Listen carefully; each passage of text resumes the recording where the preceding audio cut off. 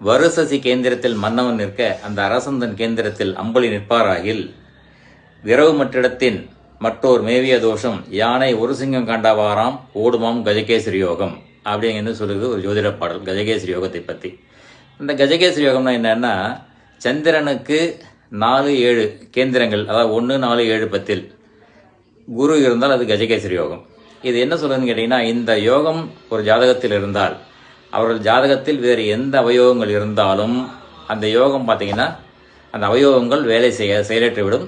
ஒரு யானை கூட்டத்தில் ஒரு சிங்கம் நுழைஞ்சால் எப்படி யானை கூட்டம் சிதறி ஓடுவோ அது போன்ற அவயோகங்கள் செயலற்றுவிடும் சொல்லுது. இது நடைமுறையில் எப்படி பார்த்தீங்கன்னா, எனக்கு ஜோசியம் தெரியறதுக்கு முன்னாடி ஒருத்தர் ஜாதகத்தில் கொஞ்சம் அரைக்குறைய அந்த யோகங்கள் மட்டும் தெரியும். ஒருத்தர் ஜாதகத்தில் பார்த்தீங்கன்னா அந்த கஜகேசரி யோகம் இருந்து, ஆனால் அவர் காலம் முழுக்க கஷ்டப்பட்டுட்டே தான் இருந்தார்.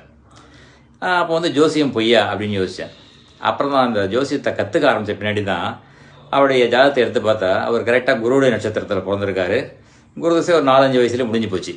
அதுக்கப்புறம் பார்த்தீங்கன்னா குருக்கு அப்புறம் சனி ஒரு 19 வருஷம், புதன் 17 வருஷம், கேது 7 வருஷம், அப்புறம் சுக்கிர திசை ஒரு 20 வருஷம், அதுக்கப்புறம் பார்த்தீங்கன்னா சூரியன் ஒரு 6, அதுக்கப்புறம் தான் சந்திர திசை. அவர் வரத்துக்குள்ளே வயசாகி போச்சு. அவர் இருக்காரா இல்லையானு தெரியல இப்போ எனக்கு. அதனால் காலம் முழுக்க அவர் கஷ்டப்பட்டே தான் இருந்தார். அதாவது இது எதுக்கு சொல்ல வரேன்னா, ஒரு ஜாதகத்தில் எத்தனை யோகங்கள் இருந்தாலும் சரி அவயோகங்கள் இருந்தாலும் சரி அது அந்த தசா புத்திகளில் தான் வேலை செய்யும். புத்திகள் கூட கிடையாது, அந்த தசை வந்தால்தான் வேலை செய்யும்.